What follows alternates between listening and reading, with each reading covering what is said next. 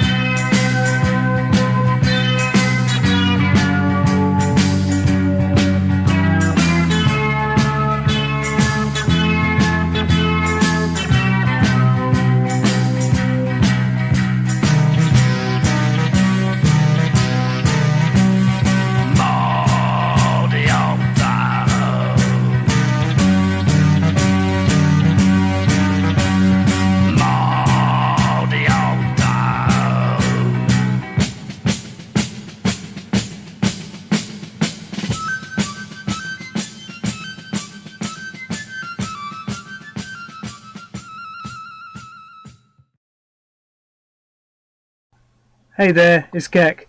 This is about as lo-fi as I think it's possible to get without going to, was it slow scan TV that they used on Apollo 11? This is some kind of kids app, I guess, UCam or something like that. So it's very lo-fi, very low res. So if it glitches and jumps around a bit, that's why. We're running on steam-driven technology here, basically. Don't have anything newer than sort of about 1899. So what I thought I'd do today is answer a few questions that people put up on Twitter about writing, horror, science fiction, publishing, all those kind of things. So what we'll do is we'll go through some of the questions people left up on Twitter, and I'll kind of ramble on a little bit like this and try and answer them to the best of my ability. So you may see the picture jump around occasionally, go from different points in space and time, a little bit like my writing, I guess, as I go between stuff. And also I'm sat on a real weird beanbag thing, which is not exactly perfect for my body shape, so at points I'm probably going to have to stand up and wander around. Some friends of mine from the from the Flemish noise scene, Glenn and Steve, a few years ago told me about the rule of 20, which is when you do a noise or a drone set, about 20 minutes is about right before people's brains start fusing and spluttering and giving up, and attention starts drifting. So what I'm going to do in honour of my friends Glenn and Steve from Goat Fist, I'm going to maybe make this video about 20 minutes long, and then I think maybe that might be a good length for people's brains.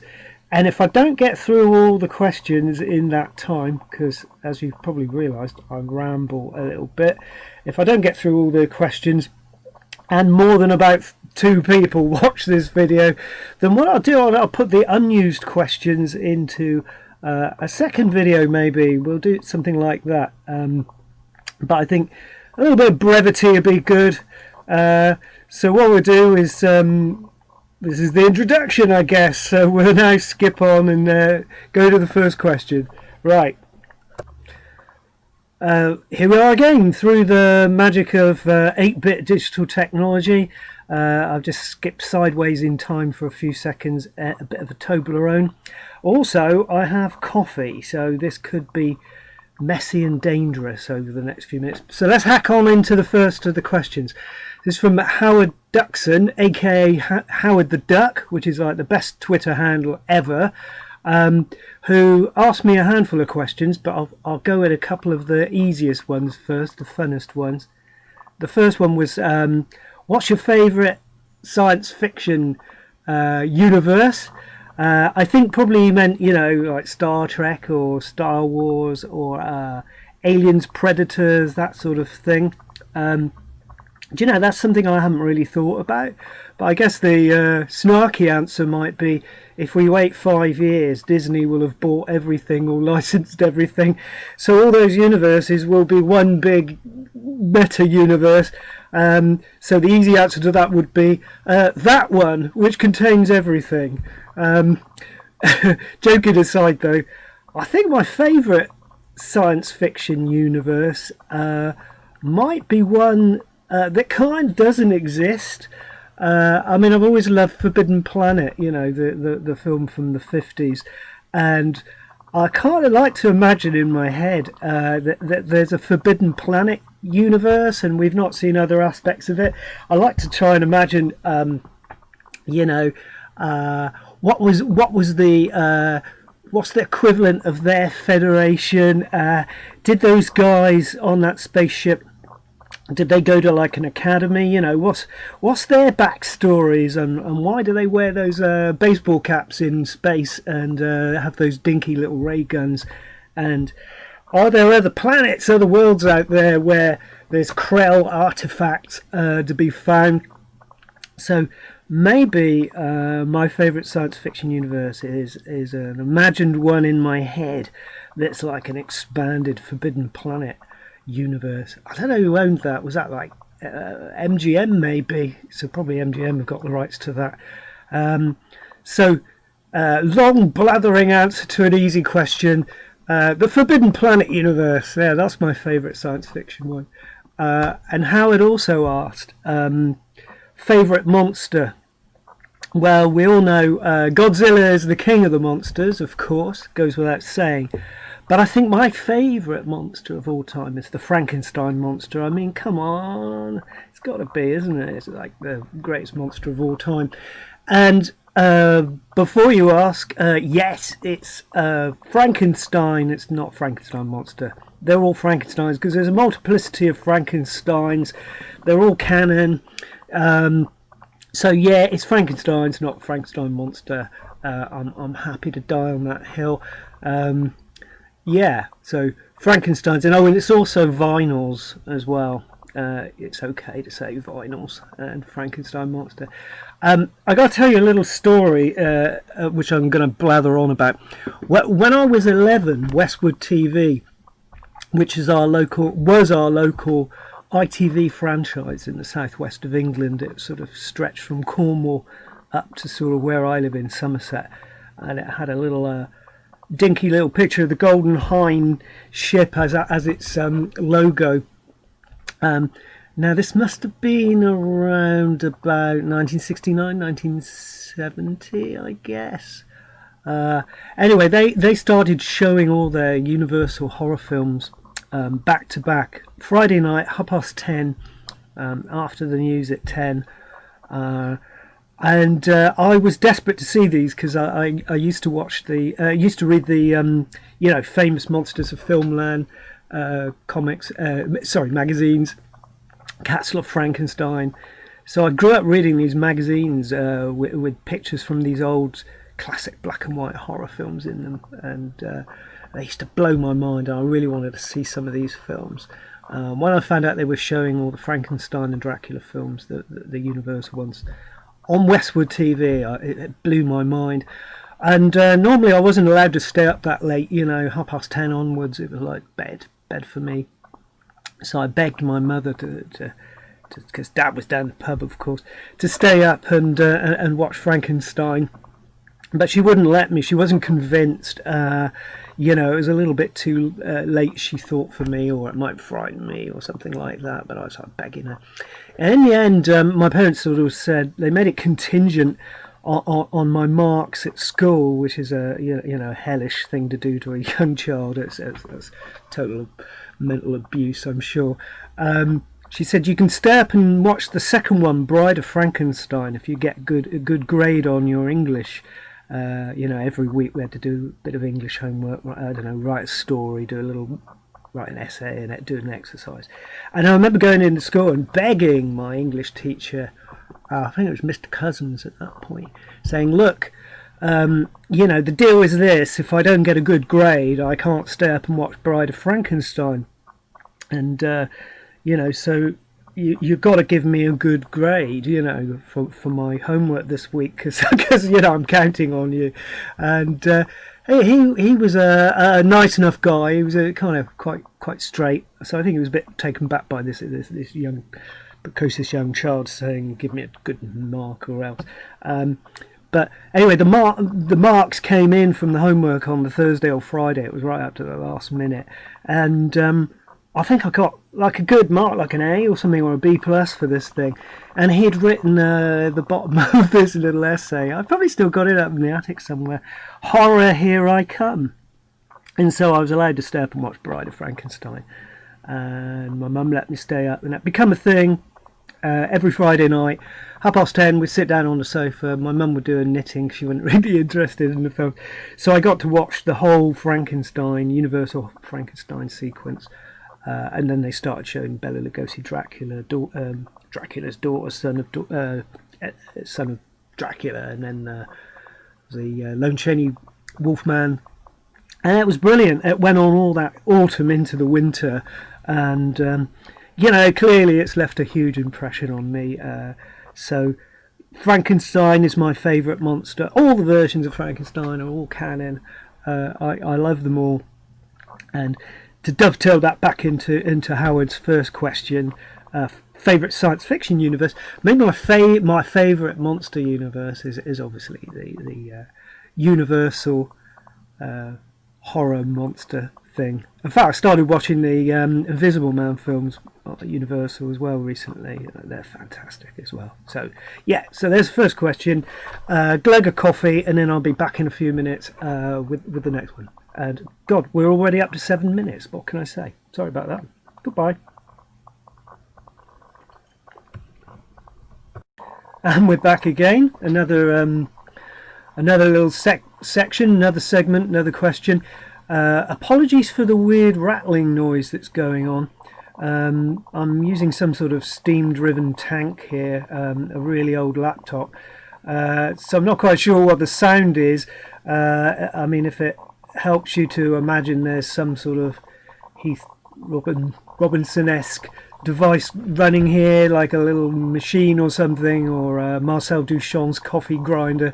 Actually, it sounds like there's a little miniature barista here making a coffee in the background, which actually would be pretty good, I think.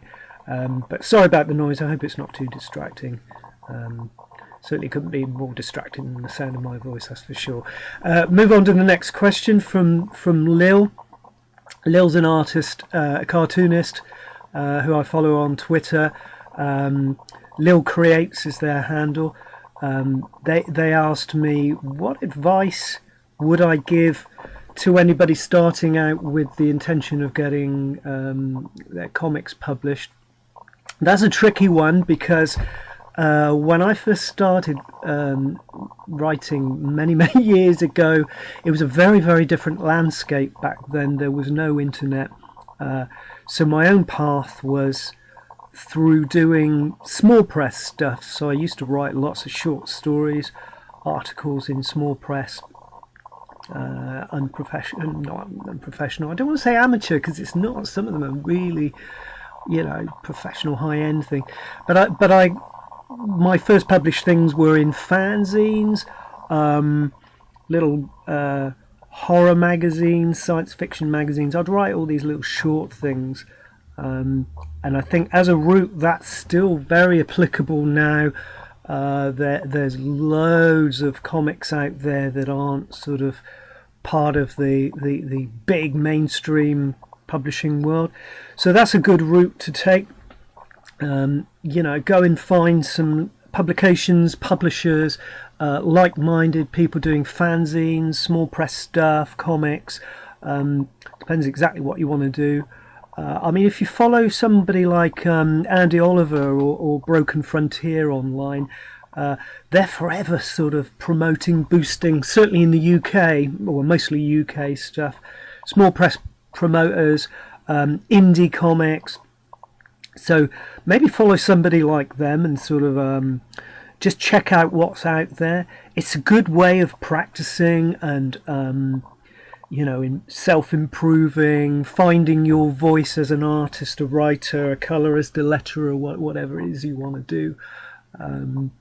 I would certainly recommend, the best bit of advice is to do. That's a really boring thing to say, but you know, the more you write or draw or whatever, the better you're going to get.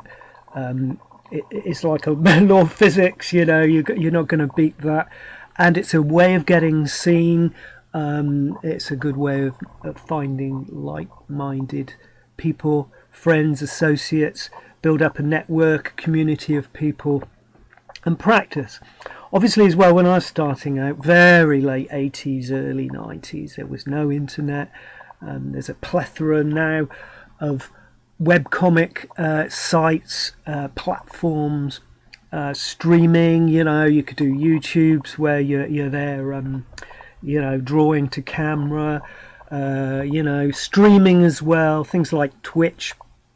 So there's a whole way of sort of practicing online, getting your work seen online, meeting people, getting noticed. So the mechanisms are very different to when I was starting out, but the main advice I would give is to go out and do it. It's easy to get discouraged, I would say, in this game. You know, well, doesn't matter what level you're at, whether you're just starting out or you're further down the line. You know, there is a lot of knockbacks, like there is in any professional walk of life. You're going to get rejections, you're going to get red herrings, dead ends, things that don't quite happen, projects that fail, yada yada yada.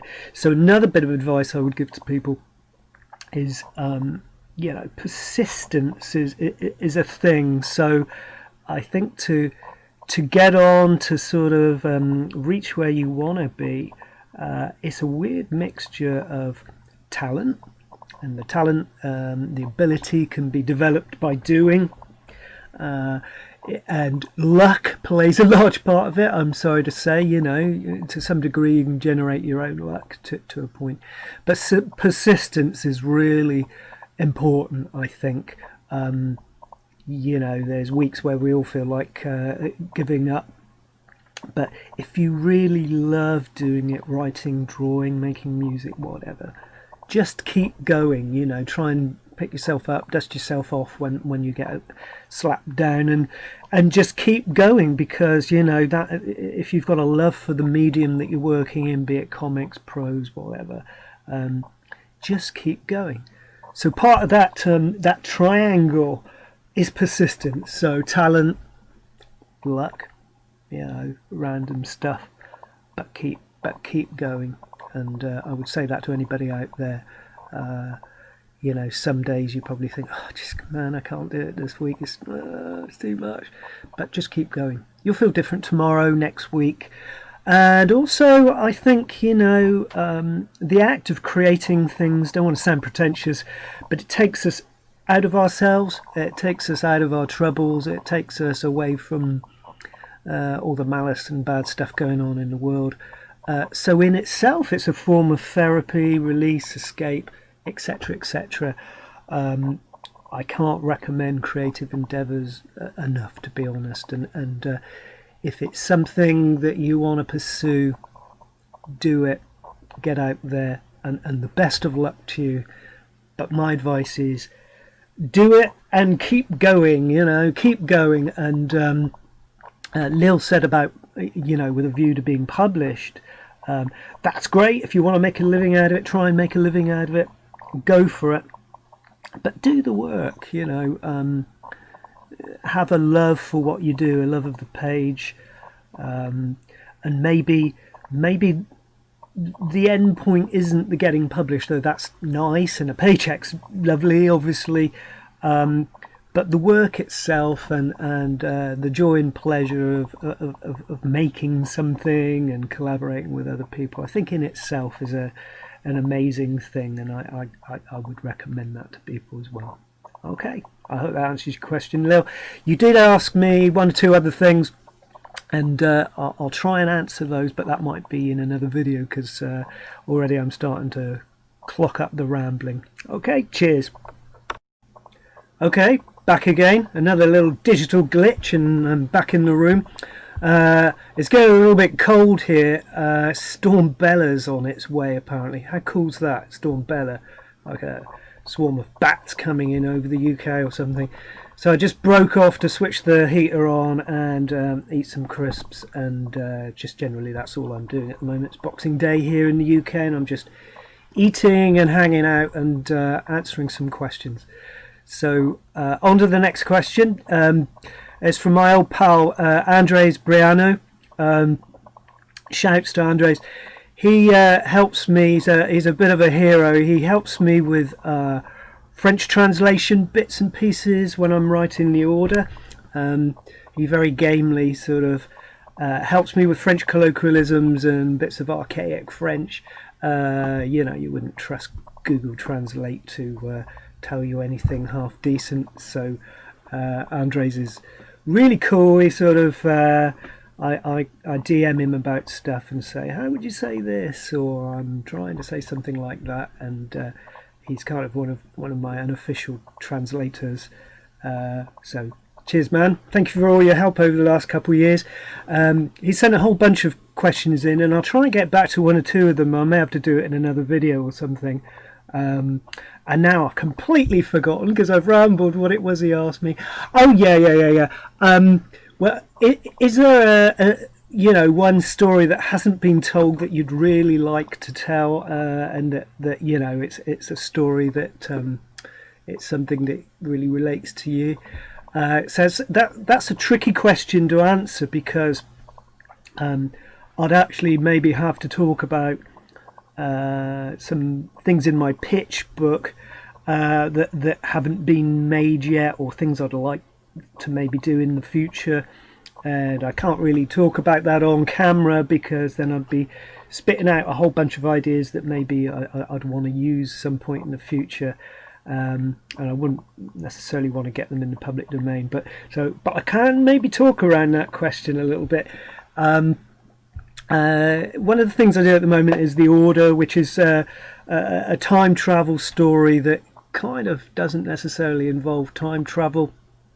I've got ideas in my head. There's two, maybe three things, time travel type stories that I'd like to do in the future. I'm trying to think out the box slightly with time travel, so that you don't have the Doctor Who or the Bill and Ted type thing. They get into a phone box or an object and physically travel through time. I'm trying to find other mechanisms by which people can go to other eras and mix stuff up.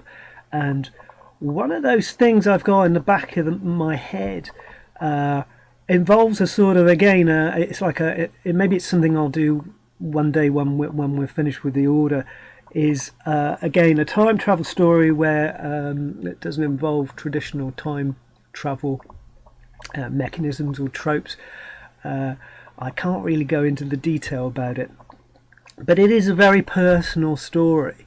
So it is something I'm very keen to tell, and I'm not sure anybody's done. I'm not aware of anybody that's done something that uses the same mechanism as the thing I'm thinking of. And it's personal to me because it involves my dad, my late father. Dad was, in the army during World War II, and didn't have any Jack Kirby-esque stories, but he did have a very funny little thing. I have an object here in my office of his that he found when he was in North Africa, and there's a funny story attached to it. Which I can't really tell without giving away part of the thing, but I want to use it as a basis of this time travel story, whereby an ordinary guy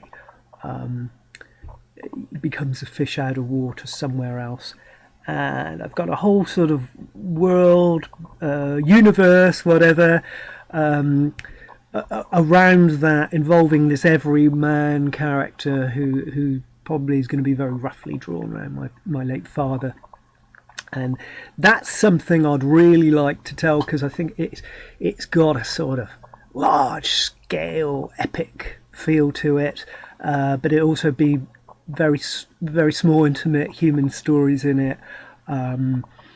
I think that could be a really cool thing to do.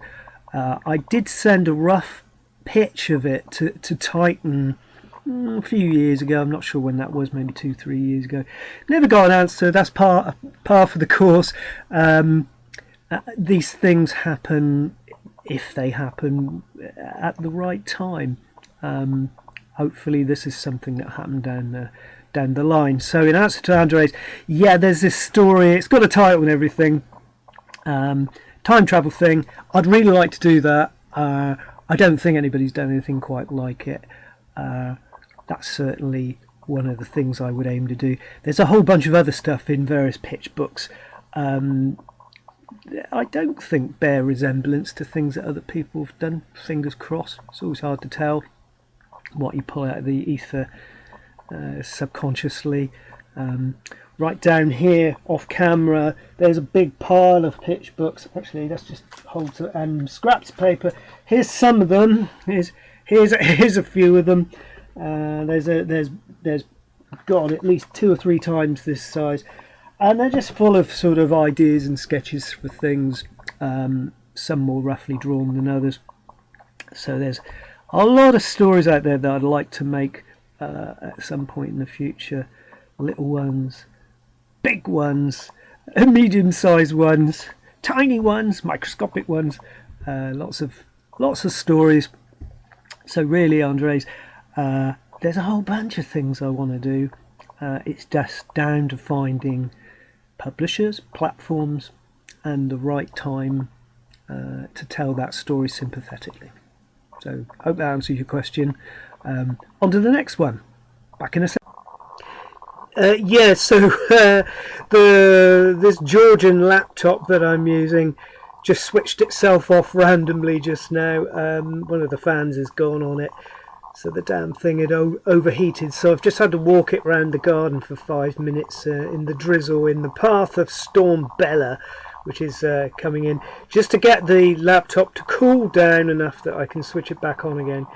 I think this is the universe's way of telling me that I've talked so much that the laptop is threatening to expire. So I think we've kind of hit about the 20-minute limit. So I think this is about enough maybe to upload as a video. But a bunch of you asked some really cool, interesting questions about writing, etc. So what I think I'm going to do is, if I get some time in the next day or two, I'll try and do maybe another 20-minute one, and I'll try not to ramble quite so much and get through a few more questions. So I'll stop now on this and see you in a few days with the rest of your questions, I hope. And no, I am not the new Spider-Gwen. So see you later. Cheers. Bye.